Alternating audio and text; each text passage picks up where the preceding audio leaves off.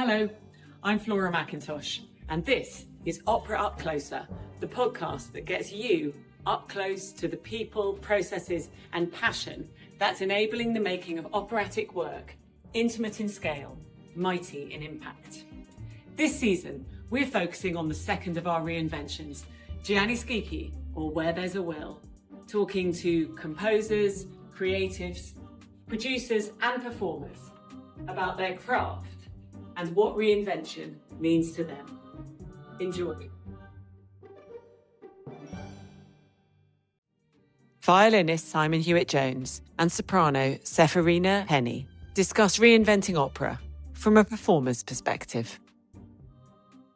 Hello, my name is... Hello. Testing.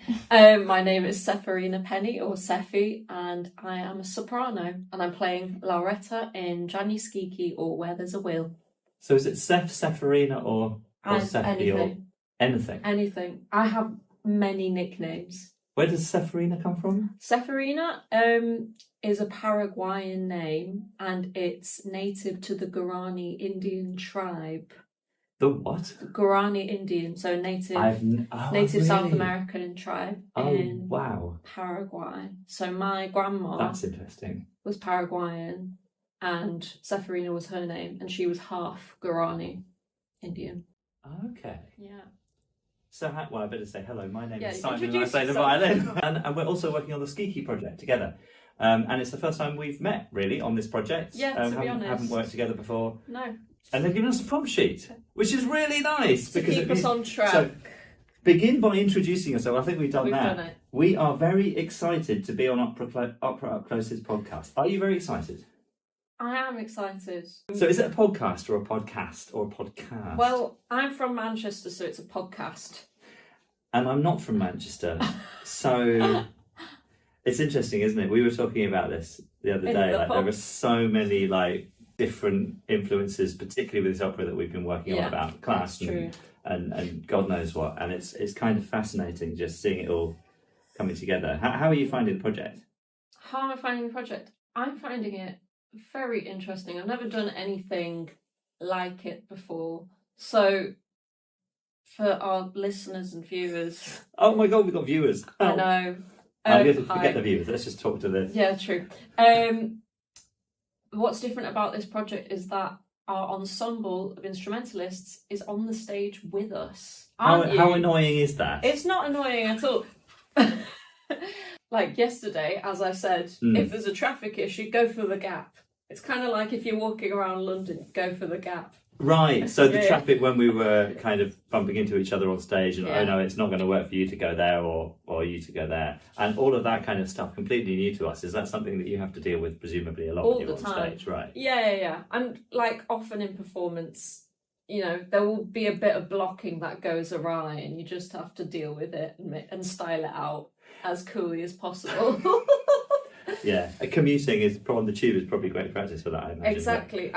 It's very similar. It's funny because even the word blocking, I was aware of the term, but I hadn't really sort of seen it in action before this project or been part of it. So suddenly all these sort of words and terminologies that are slightly foreign to us as instrumentalists are sort of coming into focus, and it's like, oh, that's what you're doing. That's what you're doing. Have we changed your process at all? For me, no. No. Absolutely not, because to me you're actors and performers on the stage. Like a singer would be doing, but you're communicating through your instruments. That's the only difference for me. More importantly, how has the process been for you? Because have you ever been on a stage before acting?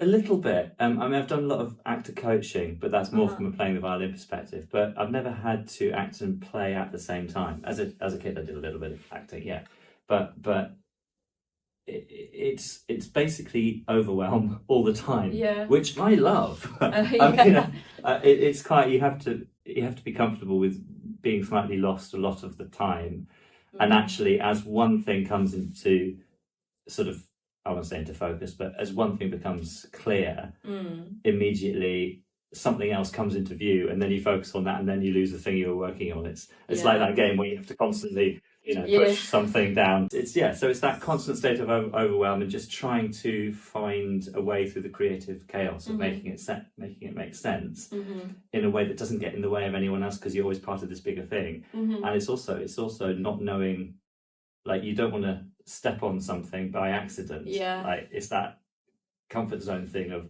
okay, is that mug a prop, or can I move it to the left? Or is it, if I step there, is it going to have some massive impact on how somebody moves there? Or if I play this in a particular way, oh no, I wasn't listening to. So that's been the last 2 weeks, and probably at least the next week. But it's exciting. It's exciting, and it does make you question process. Yeah, and you said you've been feeling a sense of overwhelm. Do you get that in your orchestral projects, or is that specific to I mean, that's well, that's quite a personal question, because the way I structure my life, it's sort of constant. But I think the exciting thing for me about environments like that is that it's really creative, and you're forced to come up with creative solutions. And sometimes it's easy to do what you know. And that means that sometimes you're not questioning with perhaps the intensity that you would be if you had to. And that's definitely something valuable that's coming from this project. And other projects I can think of that I've done, which are not similar in terms of the format, but are similar in terms of that, where the more intense the work is in an unknown way, the more you have to find out new things. Our crib sheet or whatever it is has all sorts of questions about creative industry, blah blah blah. We've completely gone off. But it's that doesn't we have a minute each to find out things we don't know about each other. It's so funny, because when somebody asks you for an interesting fact about yourself, you just forget anything interesting. I have eaten 2 croissants today. Is that interesting? Well, it's interesting to me. Why? Oh, that's a very deep philosophical question. I want to know more about your Paraguayan grandmother. So how did you end up being an opera singer? Well, the two are not related at all. I guess what I'm saying is where did the music emerge in your life? There you go. Where did the music emerge in your life, Cefi? It's sort of, this is also not an interesting answer, because it sort of came from nowhere. Like, I don't have anyone musical in my family. Do you feel like you should? No, not really. I did have an uncle, or he might be my great uncle in Argentina, who was he was a guitarist in a folk band, but I never met him, so that's unrelated. Did you listen to music much as a kid? I did. My dad bought this CD. My mum's Argentinian, so we were in Argentina, and there was a tenor singing in a restaurant, and my dad bought his CD, and we used to play it at home, and he used to tell me it was Pavarotti. It wasn't Pavarotti, but obviously I was like 3, so... But it captured your imagination? It did capture my imagination. I liked the sound, and I would try and imitate the sound from quite a young age, which probably resulted in quite a lot of screaming, but for some reason the sound of opera singing really resonated with me. Do you remember what the song was? No, I don't remember. But do you remember listening to it in a particular place or in a particular way? Oh, just like in the living room. Like before Sunday lunch or something. And presumably you knew it really well. I don't know. I was very young. Like very, very young. What was your next musical memory after that then? I started singing lessons when I was 9 because... well, I wouldn't shut up, basically. And my dad thought, oh, maybe it would be good to get her some lessons, and she seems to enjoy it so much. Were you singing a lot at home then? Or? Yeah, I sang all the time. Yeah. What kind of stuff? Well, I'd have like little theme songs for like things that I was doing. Wow. Yeah. Like what? Like, this is so embarrassing. Like me and my mum, like if we would be cooking something, we'd be like, we're cooking. That's amazing. Like, I do similar things with my kids. Like we've had like there's a particular pattern. Oh, what was it? da da da da da. What's the magic word? Please. So actually, it's amazing how these little patterns. But if you think about it, everything from newspaper sellers, you know, the shouting, you know, get or whatever. Grocers like shouting, like, come and get you, whatever. There's so many little patterns of music in our day-to-day life. That's true. It's amazing, and actually, that's one of the things I've been loving about this project, working with something that really draws on like real life and a modern day setting, because it just brings things home. That's so true. In a way that people, you know, I find it easy to relate to. I don't know about you. I find it very easy to relate to, because like normally if you're doing a period production, you'd have to do a lot of research on the period, like everybody would. The players, the singers, like not only stylistic things, but like a gesture. Things like, that's so true. You know, at what point did the thumbs up come into existence, and is it historically accurate? Things like that. But in doing a modern production, you don't have any of those worries, and you can sort of relax a little bit more, if that makes any sense. Which, considering how many new other things we've got going on in terms of process and whatever, is actually really good in this context, and I guess allows us to really focus on the story. Totally. And it's, I don't know if our viewers / listeners know this, but we don't have a conductor for the performances. No, we don't. Which is probably quite important to mention. Yeah, and how is that for you? It's very difficult. You really have to listen to each other breathing. You have to, so for like a lot of sections that are fast-paced or difficult to get together, we have assigned somebody to breathe. And we have to know who's been assigned that breath so we can listen out for it and all come in together. But it requires a really high level of listening. And if you go off track, there's nothing to refer. You can't look at the conductor because we don't have one. But how has it been for you? Well, it's very much like chamber music for us, like you would with it, because we are 4 musicians, so technically it is a quartet. But because there are so many factors that you would not normally get in chamber music going on. It's all of that, plus then having to, as you say, find other reference points, other cue points in the absence of a conductor, which is great once it's in place. Totally. Getting there is a challenge. And also the instrumentation we're working with, so it's violin, clarinet, double bass, accordion. That's quite an interesting and unique combination. Totally unique. I've never heard of an ensemble like it, to be honest.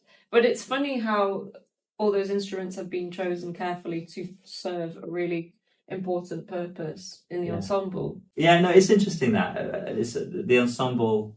I love playing with accordion because it's not something that happens that often normally, but I've worked with our accordionist on this project before in a chamber orchestra setting where she's played accordion with a chamber orchestra, and it just adds a different set of harmonies and textures. Totally. And that's kind of like, again, just I guess going back to the process as well, what I think is fascinating is just having so many new things that are at the same time. There's a slightly different, so new things in instrumentation, new things in style, new things in story, new things in movement, and that's kind of like endlessly fascinating to me, and I think it's a great way of working. I'd be really interested to see how it comes across to the audiences as well. Yeah, same. I'm really interested to see how it's going to be received.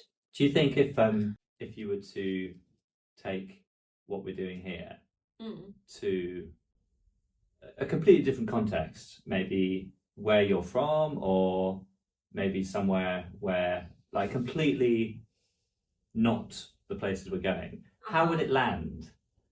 Okay, how about was it your grandmother's, your uncle's, what was it? There's something in Argentina and then something in Paris. My uncle was in a folk band in Argentina. Right. The one you never met. Yeah. So if you took this project to a completely different cultural context, how do you think it would land? That's a really good question. I personally think it would land really well, because it doesn't represent what the normal preconceived idea of opera is. It's very different. It is almost like chamber music, really. And, what do you think the normal preconceived idea of opera is? You know, grand sets, grand costumes, parking and barking. This was a new term for me. Really? So parking and barking is going to a place, standing there, and then doing your singing bit. Yeah.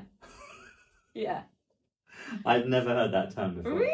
Yeah. Oh, it's very opera. And the thing is, there's much less of that now in opera nowadays, because it quite frankly is boring for just someone to stand square on and deliver Nesundova or something. Well, this is the thing, isn't it? Like, our culture has to evolve. Well, I say it has to evolve. It does evolve. It will evolve. Yeah. And all of this, you know, anything that's sort of held up as a heritage thing, it's important in many ways, but also if it's not updated and doesn't evolve, it will become irrelevant. Yeah, totally. So I think that's another thing I'm finding interesting about this, is asking those questions. Yeah. How do we take a piece that is a certified classic and bring it up to date and bring it to a new audience, which I think, like, your question was, well, how would it land in a different cultural context? But we are taking this opera to places where there isn't so much opera performed. For example, we're going to Blackpool. I am unaware of any opera going on in Blackpool. I've never sung there before. So I wanted to ask you about this because we had a quick chat when I don't think we'd spoken much until, was it last week? We had a quick chat after one of the rehearsals. And you were telling me you come originally from, because I'm fascinated by your accent. You're from specifically... Manchester, but the Lancashire side, no. Well, I grew up half in the Peak District, technically. Peak District, right. And then moved to South Manchester, like halfway through my life. So just tell me about, like, what that was like growing up before you got into the whole music system. Like, was there a lot of music around in the local community? What kind of, like... That's a really good access to music did you have as a kid? I didn't... In Glossop, none, really. And it might have been because my parents weren't musically inclined and were unaware of... I know there's a few music festivals and things up there, but I didn't really get involved with music, if you want to put it that way, until I moved to Manchester, like, where there was more going on. What age was that?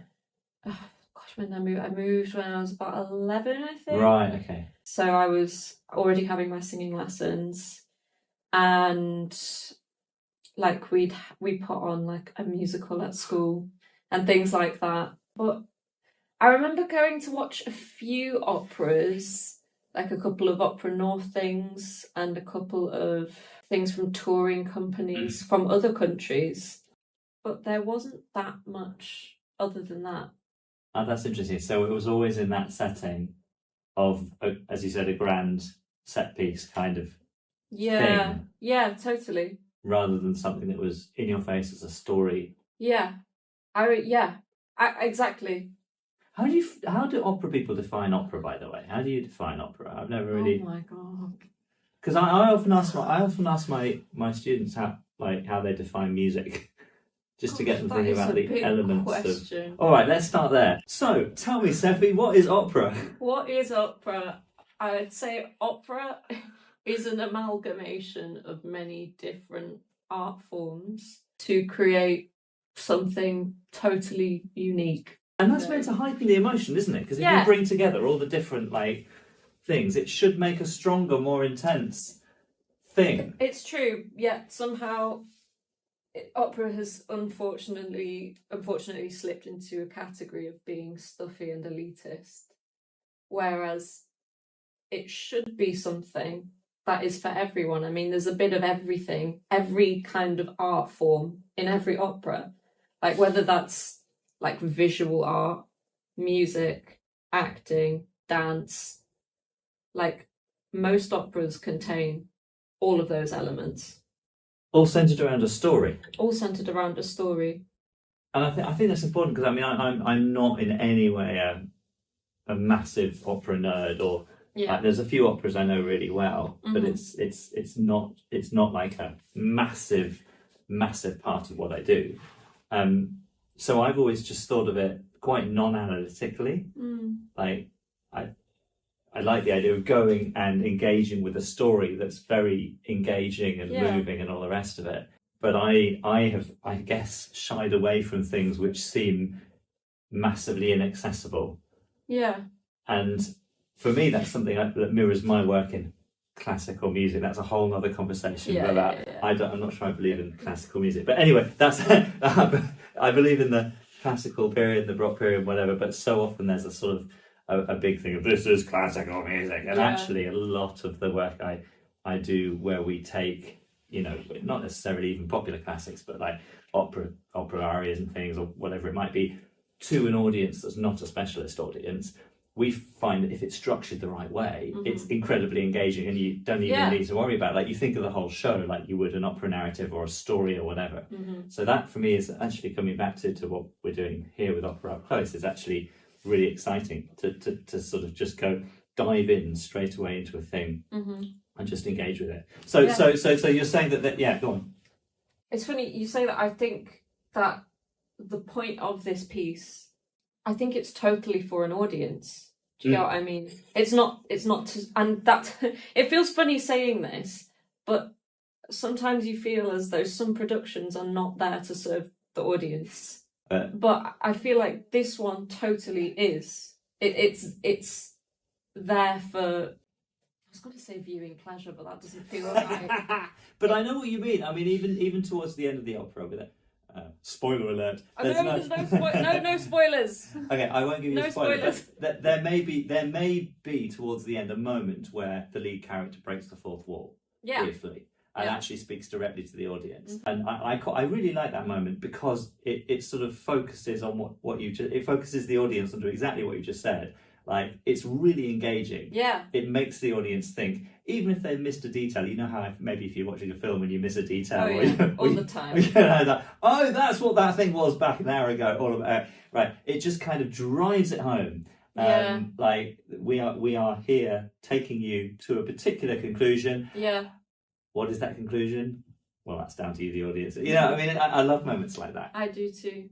Especially, when it's there to excite an audience, but also maybe make them think a little bit, but nothing too outlandish or out of reach, if that makes any sense. Right, because it's got to be accessible in the sense of not just being like this abstract thing that we celebrate over here, but actually it makes you think, but not such a complex set of ideas that it's overwhelming. And I feel for maybe some people like going to watch the opera for the first time, that some of the ideas might be a bit out of reach. If you see, I don't know, let's say like a new contemporary opera, which is not like, it's not an easy sell.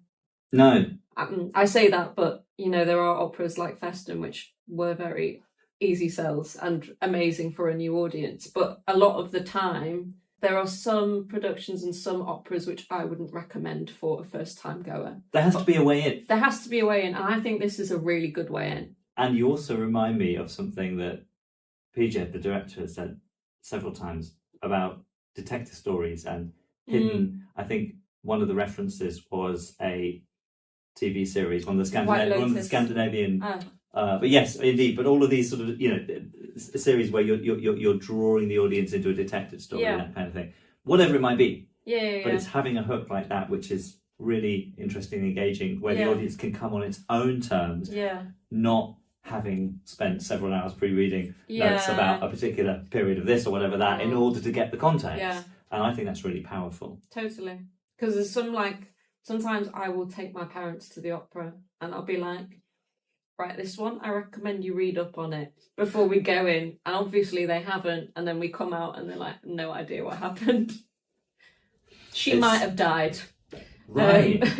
Right. And it's so nice to avoid that. Totally. It's so nice to avoid that. And I just think also just the emotional experience, the experience of the audience is just so much more engaging if you can become completely absorbed in a story, just as you would if you were watching a film or a TV series. A TV series like The White Lotus, which grasped so many people's attention across the world. Like, it was like a most watched series or something, I can't remember.